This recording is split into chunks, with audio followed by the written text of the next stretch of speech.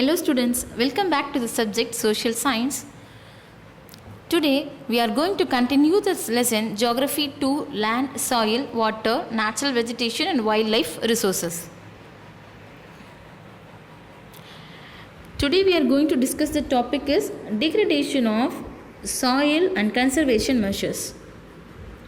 அதாவது இந்த மண் இருக்கு இல்லையா, அந்த மண் வளம் எதன் மூலயமாலாம் அந்த வளம் குறைக்கப்படுகிறது, அப்புறம் எப்படிலாம் இந்த மண் வளத்தை பாதுகாக்கலாம், அதுதான் நம்மளோட டாபிக். ஓகேவா? Soil erosion and depletion are the major threats of soil as a resource. அதாவது எரோஷன் அண்ட் டெப்ளேஷன் இதுதான் ஒரு மண் வளம் கெட்டு போகிறதுக்கான முக்கியமான காரணம். எரோஷன் அப்படின்றது அரிப்பு, மண் அரிப்புன்னு சொல்லுவாங்க. டெப்ளேஷன்ன்றது மண் குறைப்பு. ஒன்று அந்த மண்ணோட பர்சன்டேஜே குறைஞ்சி போகலாம், அப்படி இல்லைன்னா அதோட குட் ஹேபிட்ஸ் இருக்கும் இல்லையா, அது குறைஞ்சி போய் அந்த மண் யூஸ் பண்ண முடியாத லெவலுக்கு போகலாம். இந்த ரெண்டு விஷயம் தான் என்ன இருக்குன்னா ஒரு பெரிய த்ரெட்டன்ஸாக இருக்குது. அதாவது ஒரு மண் வளத்தையே ஒரு பயமுறுத்தக்கூடிய அளவுக்கான ஒரு அபாயமான காரணமாக இருக்குது. Both human and natural factors can lead the degradation of soils. மனுஷங்களும் நேச்சுரல் ரிஸ்க் ஃபேக்டர்ஸுமே என்னவாக இருக்குன்னா இதுக்கு காரணமாக இருக்குது. Factors which lead to soil degradation are deforestation, over grazing, over use of chemical fertilisers or pesticides, rain wash and landslides and floods. இப்போது என்னென்ன காரணங்கள்லாம் இந்த சாயிலோட டிகிரடேஷனுக்கு காரணமாக இருக்குது அப்படின்னு பார்க்கலாம். The first one is deforestation. அப்படின்னா உங்களோட காடுகள் வளம் இருக்குது இல்லையா, அந்த காடுகள் எல்லாத்தையும் என்ன பண்ணுறாங்கன்னா இப்போ நிறைய மரங்களை வெட்டி நிறைய காடுகளை வெட்டி அதோட பரப்பளவு குறைஞ்சிக்கிட்டே வருது. அப்போ அது ஒரு பெரிய ரீசன். ஓவர் கிராசிங் அப்படின்னா நிறைய இடத்துல என்ன பண்ணோன்னா தேவையில்லாத அந்த புதர் செடிகள் சொல்லுவாங்க இல்லையா, அந்த மாதிரியான இதெல்லாம் வளர்ந்து லேண்ட் யூஸ் பண்ண முடியாத அளவுக்கு இருக்கும். Over use of chemical fertilisers and pesticides. அதாவது ஒரு நிலம் ஒரு லேண்ட் நல்லா விளைச்சல் கொடுக்கணுன்றதுக்காக என்ன பண்ணுவாங்க அப்படின்னா ஃபர்டிலைசர்ஸ் போடுவாங்க. அதாவது உரம் சொல்லுவாங்க இல்லையா, அது இப்போ அந்த உரம்லேயே நம்ம இயற்கையாக போடுற உரம் இல்லாமல் நிறைய மருந்துகள் இருக்குது, அதை போடுறாங்க. அப்போ அதை தொடர்ந்து போடும்போது அந்த மண் என்ன ஆகும்னா கெட்டு போயிடும். அண்ட் பெஸ்டிசைட்ஸ்ன்றது பூச்சிக்கொல்லிகள். அந்த நிலத்தில் வளர பயிரை பூச்சிங்கெல்லாம் சாப்பிடுன்றதுனால அதுக்காக பூச்சிக்கொல்லி பயன்படுத்துவாங்க. இதுவுமே என்ன ஆகும் அப்படின்னா நிலத்தையே கெடுத்துரும் அப்படின்னு சொல்கிறாங்க. ரெயின் வாஷ், அடுத்து நிறைய மழை பெஞ்சிச்சு அப்படின்னா அந்த மண்ணில் அந்த தண்ணி பட்டு என்ன ஆகும் அப்படின்னா அதில் இருக்கக்கூடிய நியூட்ரியன் கண்டென்ட்ஸ் எல்லாமே கரைஞ்சி என்ன ஆகிடும்னா வாட்டர் ஃப்ளோ ஆகும்போது அதுவும் போயிடும். அதுதான் ரெயின் வாஷ்ன்னு சொல்கிறாங்க. Landslides and floods. லேண்ட்ஸ்லைட்ஸ்ன்றது நிலச்சரிவு, ஃப்ளட்ஸ் உங்களுக்கு தெரியும் வெள்ளம். இந்த லேண்ட்ஸ்லைட்ஸ் பற்றி தான் நீங்கள் லாஸ்ட்டாக உங்களுக்கு ஆக்டிவிட்டீஸ் கொடுத்துருந்தேன். நீங்கள் எல்லாருமே பெஸ்ட்டாக பண்ணியிருந்தீங்க. I think very good. Some methods of soil conservation are. இப்போ சாயில் என்ன பண்ணணும் அப்படின்னா கொஞ்சம் பாதுகாக்கணும், அப்போ தான் ஃப்யூச்சருக்காக வைக்க முடியும். அப்போ என்னென்ன மெத்தட்ஸ்லாம் இந்த பாதுகாக்கிற மெத்தடை செய்யலாம் அப்படின்னா first one is mulching. Mulching. The bare ground between plants and covered with a layer of organic matter like straw, it helps to retain soil moisture. அதாவது இது என்ன அப்படின்னா இப்போ நிலத்தில் என்ன பண்ணுவாங்கன்னா ஒரு பயிர் வளர்ந்துருக்கும், அது வளர்ந்த உடனே என்ன பண்ணுவாங்கன்னா ஒரு குறிப்பிட்ட லெவல் வளரும்போது அதில் இருக்கிற களை செடிகள்லாம் பிடுங்குவாங்க இல்லையா, அந்த மாதிரிலாம் பிடுங்கினாங்கன்னா இது முன்னாடி காலத்தில் பயன்படுத்தின மெத்தட்ஸ். அதை என்ன பண்ணுவாங்களாம் தூக்கி போடாமல் அந்த நிலத்திலேயே என்ன பண்ணுவாங்கன்னா வேஸ்ட்டாக வளராத இருக்கக்கூடிய அந்த மற்ற நிலத்துலேயே அந்த செடிங்களை சுற்றி என்ன பண்ணுவாங்கன்னா அதை போடுவாங்க. சப்போஸ் அப்படி இல்லை அப்படின்னா வைக்கோல் தெரியும் இல்லையா அவங்க எல்லாருக்குமே, அந்த வைக்கோலை கூட என்ன பண்ணுவாங்கன்னா லேண்டில் அப்படியே பரப்பி போட்டு வச்சுருவாங்க. அதாவது பயிர் வளர்கிற லேண்டில் அந்த பயிருங்களுக்கு நடுவில் போட்டு வச்சுருவாங்க, க்ராப்ஸுக்கு நடுவில். ஏன் அப்படின்னா அது சன்லைட் என்ன ஆகும்னா ரொம்ப அதிகமாக படாமல் அதோட வாட்டர் கண்டென்ட்லாம் போகாமல் கீழே இருக்கிற லேண்ட் ஈரமாகவே இருக்கும். இப்போ நீங்கள் அந்த ஸ்ட்ராஸ் வச்சு வைக்கோல் வச்சு நீங்கள் அந்த லேண்டை கவர் பண்ணி விட்டுருவீங்க இல்லையா. ஸோ இந்த மெத்தட் யூஸ் பண்ணியிருக்காங்க. It is a very useful method. Next one is contour barriers. Stones, grass, soils are used to build barriers along contours. Trenches are made in the front of the barriers to collect water. இப்போனா நிறைய கற்களை வச்சு நிறைய புல்வெளிகளை வச்சு இல்லைனா மண்ணியை கொட்டி என்ன பண்ணுறாங்கன்னா ஒரு பேரியர்ஸ்னால் ஒரு பெரிய அந்த வரப்பு சொல்லுவாங்க இல்லையா, அதுதான் இங்கே அப்படி கொடுத்துருக்காங்க. இந்த மாதிரியான திங்ஸ்லாம் யூஸ் பண்ணி வரப்புகள் என்ன பண்ணுறாங்கன்னா கட்டுறாங்க. அப்புறம் ட்ரென்ச்சஸ்ன்றது குழி அப்படின்னு சொல்லுவாங்க. இப்போ ஒரு வாட்டர் அதிகமாக இருக்கக்கூடிய ஃப்ளோ ஆகிட்டு இருக்க இடத்துல திடீர்னு நீங்கள் குழி தோண்டினீங்கன்னா என்ன ஆகும், ஃப்ளோவில் ஓடுற வாட்டர் அந்த குழிக்குள்ளே தேங்கி அதை ஸ்டோர் பண்ணி வைக்கும் இல்லையா. ஸோ இந்த மெத்தட்லாம் யூஸ் பண்ணலாம் அப்படின்னு சொல்கிறாங்க. The next one is rock dam. Rocks are built up to slow down the flow of water. This prevents gills and further soil loss. இப்போ என்ன பண்ணுறாங்கன்னா வாட்டர் வந்து மழை பெஞ்சு அந்த மண்ணில் அடிச்சுட்டே போகும் இல்லையா, அப்போது வந்து சில பாறைகளெல்லாம் வச்சிங்க அப்படின்னா வாட்டர் மட்டும் போகும். அந்த மண்ணை அடிச்சுட்டு வந்தால் கூட அந்த மண்ணை தாண்டி என்ன ஆகிடும்னா அந்த சாயில் எல்லாம் ஸ்டோர் ஆகிடும் அப்படின்னு சொல்கிறாங்க. It is also the good method to conservation the soil. Next is terrace farming. These are made on the steep slopes so that the flat surfaces are available to grow crops. They can reduce surface runoff and soil erosion. You see the picture of terrace farming. இப்போ எப்படி இருக்குது அப்படின்னா ஒரு பெரிய வந்து slopes இருக்குது இல்லையா, மலை மாதிரி இருக்குது. அதோட சர்ஃபேஸ்லலாம் என்ன பண்ணுறாங்க அப்படின்னா க்ராப்ஸ்லாம் போடுறாங்க. மோஸ்ட்லி இது எங்கே பயன்படுத்துவாங்க நீங்கள் நல்லா பார்த்துருப்பீங்க இல்லையா, அந்த ஊட்டி கொடைக்கானல் சைடில் டீ எஸ்டேட்லாம் சொல்லுவாங்க. மலை இருக்கும், மலையிலே லேயராக என்ன பண்ணியிருப்பாங்கன்னா அந்த லீவ்ஸ் எல்லாத்தையும் போட்டிருப்பாங்க. கரெக்டாக இதுதான் என்னென்னு சொல்கிறாங்கன்னா டெரஸ் ஃபார்மிங் அப்படின்னு சொல்கிறாங்க. இது ரொம்பவே ஹெல்ப்ஃபுல்லான method.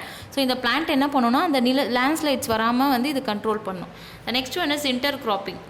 Different crops are grown in alternate rows are shown that different times to protect the soil from rainwash. அதாவது இன்டர் கிராப்பிங் அப்படின்றது என்னென்னா ஊடு பயிர் சொல்லுவாங்க தமிழில். இப்போ வந்து ஒரு ஃபார் எக்ஸாம்பிள் நீங்கள் ஒரு லேயர் ஆஃப் இல்லை வேறு ஏதாவது க்ராப் போடுறீங்க அப்படின்னா அதுக்கு நடுவில் வந்து வேறு ஒரு க்ராப்ஸ் என்ன பண்ணுவாங்கன்னா போடுவாங்க. இப்போ சில இடங்களில் நீங்கள் பார்த்துருக்கலாம், ஒரு வேளை வந்து சுகர் கேன் போட்டாங்கன்னா நடுவில் வந்து கீரை ஏதாவது போடுவாங்க, இல்லைனா வந்து கிராம்ஸ் ஏதாச்சும் போடுவாங்க. அந்த மாதிரியான திங்ஸ்லாம் நிறைய நடக்கும் இல்லையா, அதுதான் இன்டர் கிராப்பிங் சொல்கிறாங்க. The next one is contour plucking and shelter பிளட்ஸ். Contour parallel to the contours of hill slope to form a natural barrier for water to flow down the slope. இப்போ அந்த ஸ்லோப்ஸ் ஏரியா இருக்கு இல்லையா, அந்த மாதிரியான ஏரியாஸில் வந்து என்ன பண்ணுறாங்கன்னா கான்டூர் அப்படின்றது வந்து ஒரு ஹைட் ஆஃப் லெவல் அப்படியே ஒரு லைன் மாதிரி லைட்டாக பார்க்குறதுக்கு டெரஸ் ஃபார்மிங் மாதிரி தான் இருக்கும். யூ சி த பிக்சர், இதில் வந்து உங்களுக்கு டீட்டெயில் இன்ஃபர்மேஷன்ஸ் இருக்கும் பாருங்கள். ஸோ இந்த பிளாக் கலரில் பண்ணியிருக்காங்க இல்லையா, அதான் வந்து ப்ளக்ஸு அப்படின்னு மாதிரி போடுறாங்க, அதாவது உழுறதுக்கான இடம். ஸோ இந்த மாதிரி ஃப்ளக் பண்ணாங்க அப்படின்னா அப்போது இந்த லேண்ட் வந்து கிரிப்னஸ் இருக்கும், நீங்கள் தண்ணி அடிச்சிட்டு போனால் கூட வந்து உங்களுக்கு சாயில் வீணாக போகாது அப்படின்னு சொல்லியிருக்காங்க. த next one is shelter belts. In the coastal and dry regions, row of trees to plant the check to wind movements to protect soil cover. இப்போது இந்த ஷெல்டர் பெல்ட்ஸ்னால் என்ன அர்த்தம் அப்படின்னா மோஸ்ட்லி வந்து கோஸ்டல் ஏரியாஸ் இருக்கு இல்லையா, அந்த ஏரியாவில் வந்து சில க்ராப்ஸ் எல்லாம் பயிர் வைக்கும்பொழுது என்ன பண்ணுவாங்கன்னா அதோட எண்டில், அதோட இப்போ ஒரு ஸ்கொயர் ஃபார்மிங்கில் வைக்கிறாங்கன்னா அதோட கார்னரில் மட்டும் அதை சுற்றி மட்டும் என்ன பண்ணுவாங்கன்னா இந்த மாதிரியான சில ட்ரீஸை வளர்ப்பாங்க. மோஸ்ட்லி வந்து இதுக்கு வந்து என்ன ட்ரீஸ் வந்து பயன்படுத்துவாங்க அப்படின்னா ஐ திங்க் வந்து ரொம்ப டாலாக வளரக்கூடிய ட்ரீஸ் தான் வந்து என்னை வந்து இதுக்கு பயன்படுத்துவாங்க. இப்படி பண்ணும்போது விண்டு இருக்கு இல்லையா, விண்டுனால இல்லைனா வாட்டர் அதிகமாக போகாத மாதிரி இல்லை சென்டரில் இருக்கக்கூடிய க்ராப்ஸை வந்து இது சேவ் பண்ணும். அதுக்கு பேர் தான் shelter belts.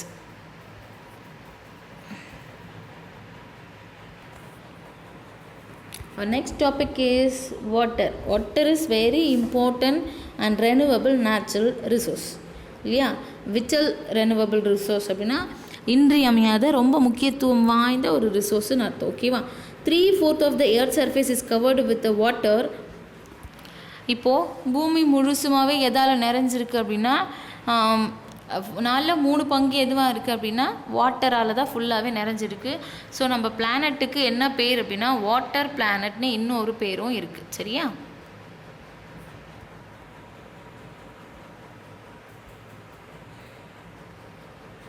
Then it is therefore appropriately called the water planet. It was a primitive ocean that began almost 3.5 billion years back. அதாவது 3.5 மில்லியன் இயர்ஸ்க்கு முன்னாடி தான் வந்து இந்த இதெல்லாம் வந்து வாட்டர் கண்டென்ட் வந்து பூமியில் உருவாச்சு அப்படின்னு சொல்கிறாங்க. ஓகேவா. Today oceans cover 2/3 of the earth's surface and support a rich variety of plant and animal life. இப்போது பூமியில் வந்து 3/2 பங்கு ஃபுல்லாக வாட்டர் இருக்குது. இது இந்த வாட்டரோட முக்கியமான ஒர்க் என்ன அப்படின்னா பூமியில் இருக்கக்கூடிய லைஃப் இருக்குது இல்லையா, உயிரினங்கள் உயிர் வாழ்கிறதுக்கு ரொம்ப இம்பார்ட்டண்டான ஒரு ரீசனாக இருக்குது.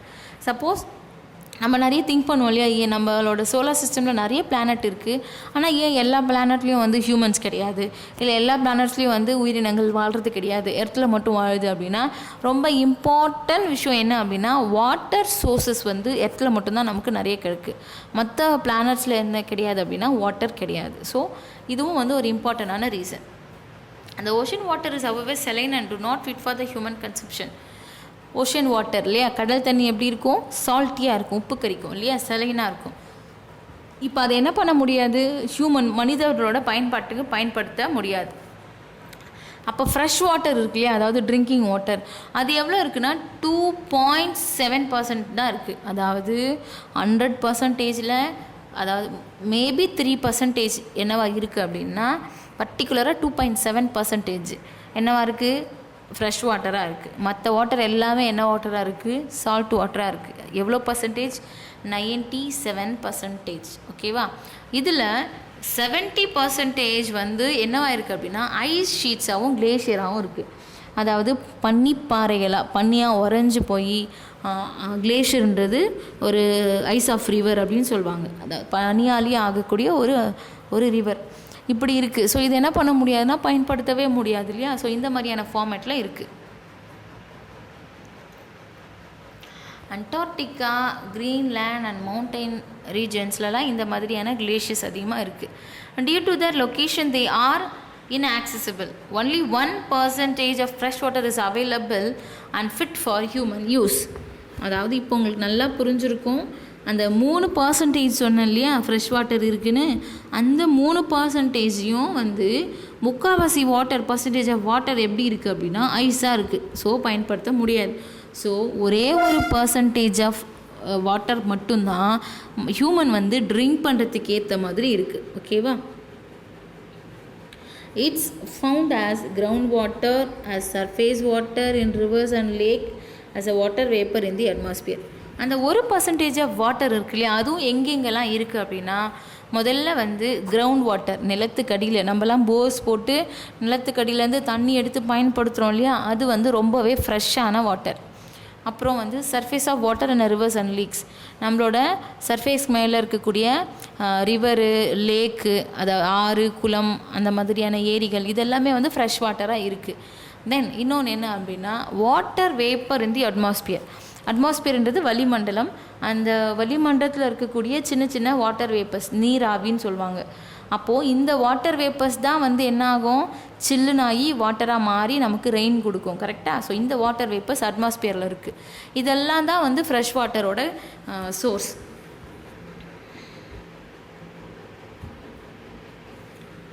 Fresh water is therefore the most precious substance of the earth. Water can neither be added nor subtracted from the earth. Its total volume remains constant. Its abundance only seems to vary because it is in the constant motion, cycling through the oceans, the air, the land and back again through the process of evaporation, precipitation and runoff. This, as you already know, is perfect to as a water cycle.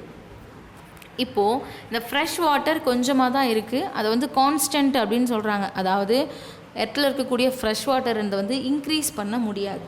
அப்போது இந்த fresh water என்ன பண்ண முடியும் அப்படின்னா wastage ஆகாமல் தடுக்கலாம். இருக்கிற fresh வாட்டர்ஸை நம்ம எவ்வளோ யூஸ் பண்ண முடியுமோ யூஸ் பண்ண முடிக்கலாம். அப்போது இது வந்து இவ்வளோ தான் இருக்குது, இதுக்கு மேலே இல்லை அப்படின்னு சொல்கிறாங்க இல்லையா, அவ்வளோ அமௌண்ட்டு தான் இருக்குதுன்னு, அதுதான் வந்து கான்ஸ்டண்ட்டாக இருக்குது அப்படின்னு சொல்கிறாங்க. இந்த எர்த்து அதோட வாட்டர் கான்ஸ்டண்ட்டாக இருக்கிறதுக்கு என்ன ரீசன் அப்படின்னா, ரொம்ப இம்பார்ட்டண்ட் ரீசன் என்ன அப்படின்னா வாட்டர் சைக்கிள். இங்கே நிறைய வாட்டர் சைக்கிள் சிஸ்டம் நடக்குது. இதுதான் வந்து என்ன ஆகுது அப்படின்னா ரொம்பவே இம்பார்ட்டண்ட்டாக இருக்குது. எதுக்கு அப்படின்னா நம்மளோட இந்த எர்த்தோட வாட்டரோட அமௌண்ட் வந்து கான்ஸ்டண்ட்டாக இருக்குது. சரி, இப்போ வாட்டர் சைக்கிள்ஸ் பற்றி ஒரு சின்ன இது பார்க்கலாம். இந்த வாட்டர் சைக்கிளில் வந்து 3 வந்து இம்பார்ட்டன்ட் ப்ராசஸ் இருக்குது. அது என்ன அப்படின்னா எவாப்ரேஷன், ப்ரிசிபிட்டேஷன், தென் கண்டென்சேஷன் அப்படின்னு சொல்லுவாங்க. ஸோ 3 விஷயம் இருக்குது. ஸோ இதை நம்ம வந்து என்ன பண்ணலாம் அப்படின்னா பார்க்கலாம். ஃபஸ்ட் வந்து நமக்கு வந்து என்ன இருக்கும் அப்படின்னா ஓஷன் இருக்குது இல்லையா, இந்த ஓஷன்லேருந்து வாட்டர் என்ன ஆகும், ஆவியாகி போகுமா, இதுதான் என்னன்னு சொல்லுவாங்க எவாப்ரேஷன்னு சொல்லுவாங்க. மேலே ஆகி என்ன ஆகும், போயிடும். மேலே போன வாட்டர் என்ன ஆகும் அப்படின்னா தே ஃபார்ம் அ க்ளவுட்ஸாக என்ன ஆகும், ஃபார்ம் ஆகும். இப்போது இங்கே மேலே போனதில் க்ளவுட்ஸில் என்ன இருக்குது அப்படின்னா வாட்டர் வேப்பர் இருக்குது, நீர் வந்து ஆவியாக மாறி இருக்குது. ஓகேவா? சப்போஸ் வந்து இந்த க்ளவுட்ஸ் போய் இந்த மவுண்டனில் இடிக்கும்போது என்ன ஆகும் அப்படின்னா அங்கே இருக்கக்கூடிய வாட்டர் வேப்பர் சில்னஸ்னால் என்னவா மாறிடும், மறுபடியும் வாட்டராக மாறிடும். ஸோ இதுதான் என்னன்னு சொல்லுவாங்க, இது வந்து எவாப்ரேஷன், இது வந்து கண்டென்சேஷன். இப்போது இந்த சில்லுன்னு ஆன உடனே இப்போ இந்த க்ளவுட் என்ன ஆகுது அப்படின்னா ரெயின் வர ஆரம்பிக்குது.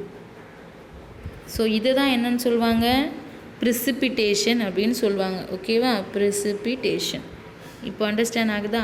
இந்த வாட்டர் வந்து ஒரு ரிவர் ஃபார்மேட்டில் போயிட்டு மறுபடியும் என்ன ஆகும், ஓஷன்லேயே கலக்கும். ஸோ இதுதான் வந்து உங்களோட வாட்டர் சைக்கிள்.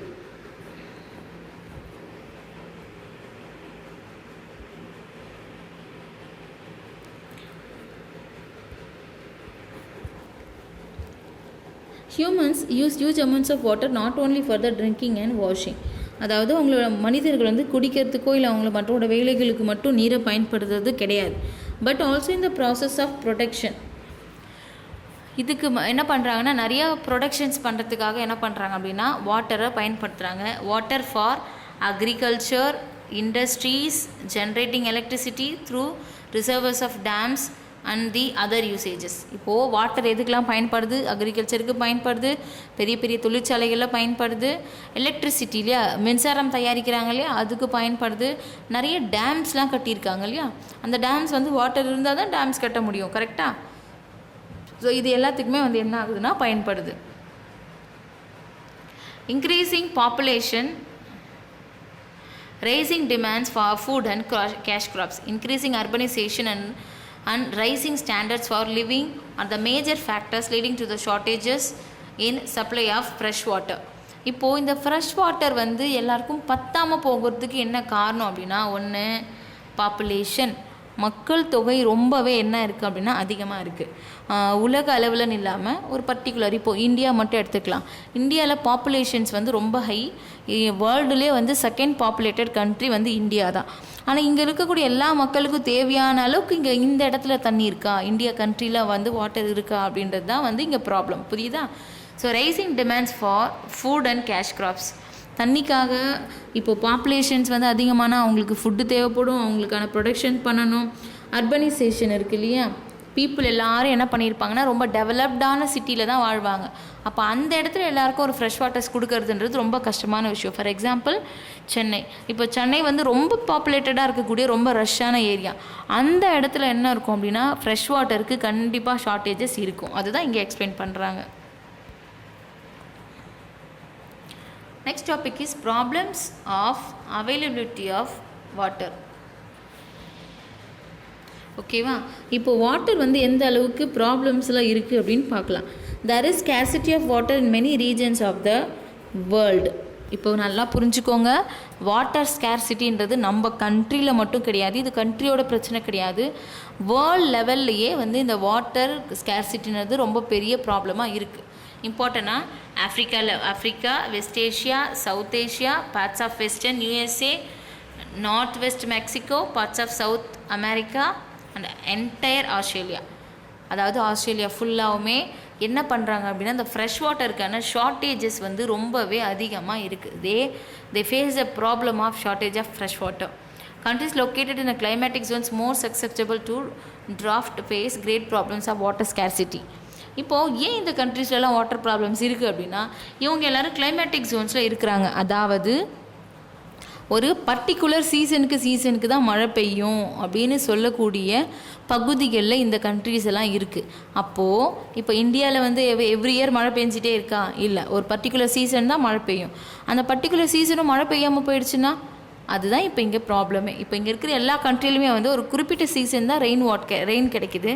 அந்த ரெயின் வந்து போதலை. ஏன் அப்படின்னா அதுக்கு நிறைய வந்து இட் மீன்ஸ் ஜியோகிராஃபிக்கல் ப்ராப்ளம்ஸ்லாம் இருக்குது. பூமியோட வெப்பம் அதிகமாக இருக்கிறது, அந்த மாதிரியான நிறைய ப்ராப்ளம்ஸ் இருக்கிறதுனால ரெயின் கிடைக்காதனால ஒரு பெரிய வாட்டர் ஸ்கேர்சிட்டி வந்து இங்கே நடக்குது. This is conservation of water resources. Access to the clean and adequate water sources is a major problem facing the world today. இப்போது வேர்ல்டில் இருக்கக்கூடிய ரொம்ப பெரிய ப்ராப்ளம் என்ன அப்படின்னா, இந்த வேஸ்டான வாட்டர் இருக்கும் இல்லையா, அதை வந்து மறுபடியும் ப்ராசஸ் பண்ணி ஃப்ரெஷ் வாட்டராக மாற்றணுன்றது வேர்ல்டு லெவலில் எல்லா கண்ட்ரியுமே ஃபேஸ் பண்ணக்கூடிய ஒரு பெரிய problem. Steps have been taken to conserve this dwindling resource, even though the water is a renewable resource. Its overuse and pollution make it unfit for usage. Discharge of untreated and partially treated sewage, agricultural chemicals and industrial influence in water bodies are the major contaminants. இப்போது இவங்களுக்கு என்ன மாதிரியான problems வருது அப்படின்னா, மக்கள் பயன்படுத்துகிற wastage, அப்புறம் அக்ரிகல்ச்சரில் வரக்கூடிய வேஸ்டேஜ், இண்டஸ்ட்ரீஸில் வரக்கூடிய வேஸ்டேஜஸ், அப்புறம் கெமிக்கல்ஸ், இந்த பெஸ்டிசைட்ஸ், இது எல்லாமே சேர்ந்து வாட்டரோட அந்த சோர்ஸஸ் இருக்கு இல்லையா, வாட்டர் பாடிஸ், ரிவர், லேக்கு, அப்படி இருக்க அந்த ஃப்ரெஷ் வாட்டர்லேயும் போய் கலந்துறதுனால நிறைய கார்பேஜஸ், குப்பைங்க என்ன பண்ணுவாங்கன்னா வாட்டர் ரிவர்லேயே போடுவாங்க. இந்த மாதிரியான ப்ராப்ளம்ஸ் வந்து வாட்டர் ரிசோர்ஸில் ரொம்ப பெரிய ப்ராப்ளமாக இருக்குது. They pollute water with nitrates, metals and pesticides. இன்னும் வந்து சில தேவையில்லாத வாயு பொருட்களையும் அது வந்து விஷத்தன்மைகளையும் என்ன பண்ணுது அப்படின்னா இந்த வாட்டரில் வந்து ஏற்படுத்துது. You see, this is a river of Yamuna. Yamuna is getting polluted, sewage, industrial influence and garbage. Yamuna river எங்கே இருக்குது தெரியுமா? தாஜ்மஹால் இருக்கு இல்லையா, டெல்லி, ஆக்ராவில். அப்போ தாஜ்மஹாலுக்கு ஆப்போசிட்டில் ஒரு ரிவர் போகும், அந்த ரிவர் தான் யமுனா. ஸோ அவ்வளோ ஒரு ஃபேமஸாக, அவ்வளோ ஒரு இம்பார்ட்டண்ட்டாக இருக்கக்கூடிய ஒரு ரிவர். பட் அந்த ரிவருக்கு எப்படி இருக்குது அப்படின்னா பயங்கர பொல்யூட்டடாக இருக்குது. நிறைய கார்பேஜ், நிறைய குப்பைங்க இருக்குது, நிறைய இண்டஸ்ட்ரியல் வேஸ்ட் இருக்குது. ஸோ இதை சேர்த்து இந்த யமுனா ரிவர் என்ன பண்ணுது அப்படின்னா பயங்கரமாக பொல்யூட் பண்ணுது. It is a very major problem in the world nowadays.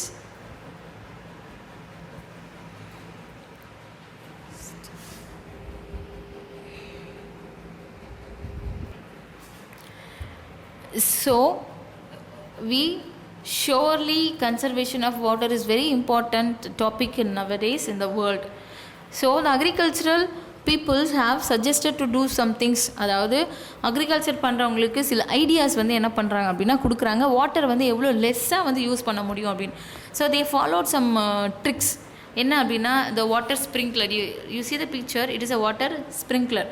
தண்ணி வந்து வாட்டர் வந்து ரொம்ப ஃப்ளோவாக போக விடாமல் அதை வந்து ஸ்ப்ரிங்கிள் பண்ணுறது, தெளிக்கிறது. ஸோ சுற்றி என்ன பண்ணிவிடுவோம்னா அந்த வாட்டர் வந்து ஸ்ப்ரிங்கிள் பண்ணிவிடுவோம். தென் ட்ரிப் வாட்டர் இரிகேஷன் நல்லா கேள்விப்பட்டிருப்பீங்க இல்லையா, ஒரு பிளான்ட்டுக்கு ஒரு சொட்டாக மட்டும் பர்டிகுலர் டைமில் என்ன பண்ண முடியும்னா வாட்டர் ட்ராப்ஸ் கொடுக்க முடியும். ஸோ இந்த மாதிரியான சர்க்குலர் ஃபார்மேஷன் ஆஃப் ஸ்ப்ரிங்க்லர், இந்த மாதிரி நிறைய லீனியர் பேட்டர்ன்ஸ், இந்த மாதிரி நிறைய பேட்டர்ன்ஸ் மூலிமா என்ன பண்ணுறாங்க அப்படின்னா இந்த வாட்டர் மெஷர்ஸ், இரிகேஷன்ஸ் மெத்தட் என்ன பண்ணுறாங்க, யூஸ் பண்ணுறாங்க. It is a very useful method to conserve and reduce the usage of water. And you have a very useful information in your book is a dripping tap wastes just 1200 liters in a year. அதாவது உங்கள் எல்லார் வீட்லேயுமே வந்து tabs இருக்கும் இல்லையா, குழாய் இருக்கும், அது மூலிமா தான் நீங்கள் வாட்டர்லாம் யூஸ் பண்ணுவீங்க. You think about that all over the world or in our India. அதில் இந்த சரியாக டேப்ஸ் க்ளோஸ் பண்ணாமல் வாட்டர் அதில் சொட்டிகிட்டே இருக்கும் தெரியுமா. அப்படி அந்த ட்ராப்ஸ் மூலிமா மட்டுமே வந்து ஒரு வருஷத்துக்கு, ஒரு இயருக்கு 1200 லிட்டர் ஆஃப் வாட்டர் என்ன ஆகுது அப்படின்னா வேஸ்ட் ஆகுது. So think about the self. நீங்கள் டேப்பை சரியாக க்ளோஸ் பண்ணாமல் சின்னதாக ட்ராப்பாக போகிறது. நாட் ஓன்லி தட் 1% அப்படி பண்ணுறதுக்கு, ஒரு பர்சன் மட்டும் அப்படி பண்ணுறது கிடையாது, மெனி ஆஃப் த பீப்புள் அப்படி பண்ணுறாங்க. ஸோ ஒரு வருஷத்துக்கு 1200 லிட்டர் ஆஃப் வாட்டர் வந்து என்ன ஆகுது அப்படின்னா வேஸ்ட் ஆகுது. So think about it. Don't waste the water. Water is a very vital, important, renewable resource. Okay students, thank you. We continue the topics in the next video. Thank you so much.